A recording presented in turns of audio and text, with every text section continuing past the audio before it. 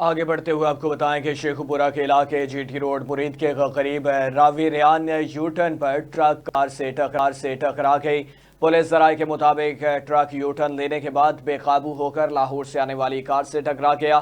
Traffic हादसे की इतला मौसूल होते ही रेस्क्यू इमदादी टीमों ने मौके पर पहुंचकर शदीद जख्मियों अफराद को फर्स्ट एड फराहम करने के बाद अस्पताल शिफ्ट कर दिया और जाबक अफराद की लाशों को पुलिस के हवाले कर दिया गया। हादसे की इतला मिलने पर डीपीओ शेखुपुरा जाहिद नवाज मरफत की हिदायत पर डीएसपी मुरीद के मलिक ताहिर सदीक पुलिस की नफरी के हमरा मौके पर पहुंच गए।